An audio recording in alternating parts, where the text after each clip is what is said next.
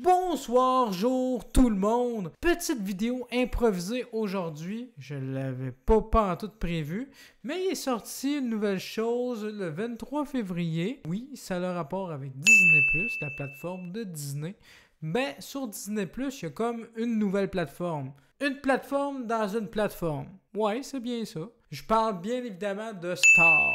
En fait, c'est comme une nouvelle section à côté des logos Marvel, Star Wars et tout ça, mais maintenant, il y a Star au bout. Puis en fait, Star, ça, c'est le contenu plus mature, plus adulte de Disney.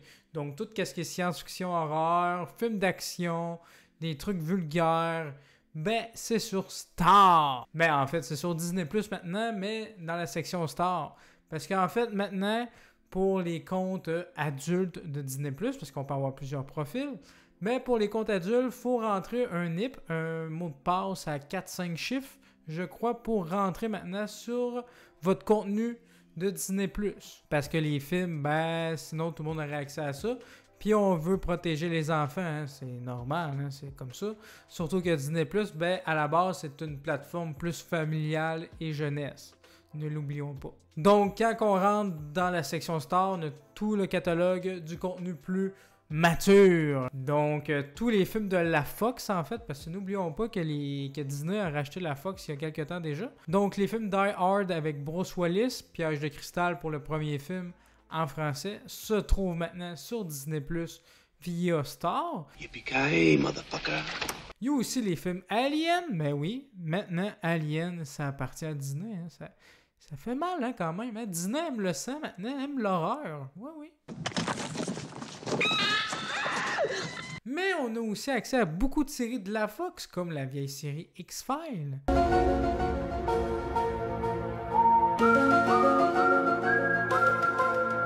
Ou encore la série Buffy contre les vampires.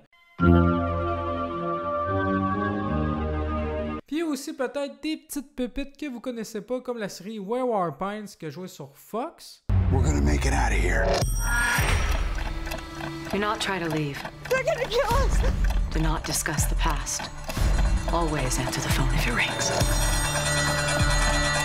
Et aussi la série The Strain que jouait sur FX, une filiale de la Fox à l'époque, mais maintenant c'est à Disney. Has to happen now or never.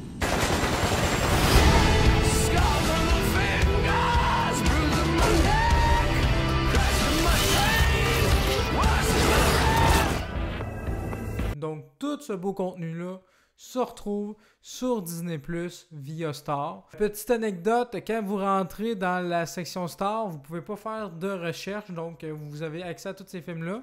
Il y a comme des sous-genres, là, action, comédie, animation, tout ça. Parce que oui, il y a des animations d'adultes, là, comme Futurama, American Dad et tout ça. Ben maintenant, c'est sur Disney+ via Star. Ça, c'est très cool. Mais on peut pas faire de recherche spécifique à un film quand on est sur Star. Il faut vraiment être dans le menu principal de Disney+ pour faire une recherche. Parce qu'on voit ces films-là aussi sur ce menu-là. Parce que n'oublions pas, nous sommes sur un compte adulte avec un mot de passe. Donc, c'est pour ça que c'est pas... Il n'y a pas de censure, en fait. Puis, j'espère d'ailleurs que dans les films et les séries, il n'y a pas de censure Disney. Parce qu'on se rappelle que Disney a fait une belle petite censure au film Splash avec Tom Hanks pour cacher les fesses de l'actrice principale. Ouais. J'espère qu'ils n'ont pas fait de la censure sur toutes les scènes d'aliens un peu sanglantes, parce que sinon le film ne va plus ressembler à rien. J'espère aussi qu'ils n'ont pas censuré la vulgarité de certains films. Hein.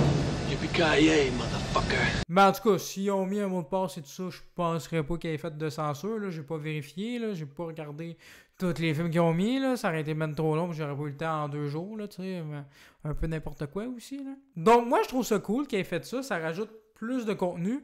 Parce qu'il faut dire que Disney+, c'était assez maigre en contenu, hein, comparé à Netflix et Amazon Prime Video. En même temps, Disney+, c'est quand même assez récent, mais il n'y avait pas beaucoup de choses. C'était surtout plus pour les jeunes, pour les enfants. C'était plus familial. Mais là, maintenant, avec ça, ils vont chercher une autre clientèle. En plus de ça, ben, il y a beaucoup de séries qui sont maintenant sur Disney+, comme la série Son of Anarchy, mais qui est aussi sur Netflix. Mais je pense que maintenant, vu que Son of Anarchy, ça appartient à Disney, ben ça va disparaître de Netflix. Donc je pense que ça va arriver souvent maintenant. Même chose pour la série Scrubs qui est sur Amazon Prime Video, mais maintenant qu'on trouve sur Disney+.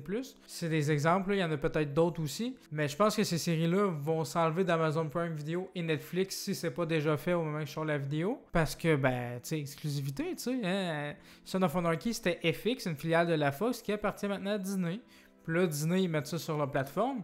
Ils vont vouloir que le monde paye pour avoir leur plateforme. Fait que c'est clair que ça va disparaître de Netflix. En toute logique. Par contre, il n'y a pas d'exclusivité de nouvelles. Hein? C'est tous des vieux films qu'on a déjà vus, des vieilles séries qu'on a déjà vues. Ça, c'est un peu dommage, mais on s'en attendait déjà.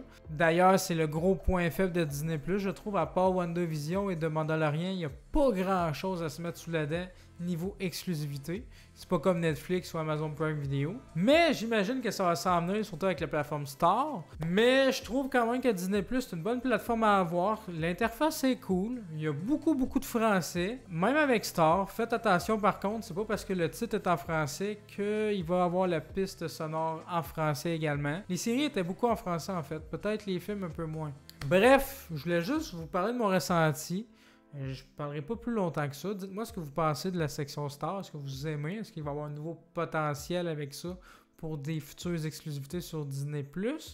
Est-ce que ça vous convainc de vous abonner à Disney+, si vous ne l'étiez pas déjà? Donc, dites-moi tout ça en commentaire sous la vidéo. Ça va me faire plaisir de vous lire et j'aimerais ça connaître vos avis également. Donc voilà, j'espère que la vidéo vous aura plu. N'oubliez pas de laisser un petit pouce bleu à la vidéo, ça l'aide beaucoup la chaîne. Et aussi à partager la vidéo, c'est le meilleur moyen de me faire connaître et surtout de vous abonner pour ne pas rater les prochaines vidéos. Sur ce, continuez de regarder des films et des séries et on se dit à la prochaine. Ciao!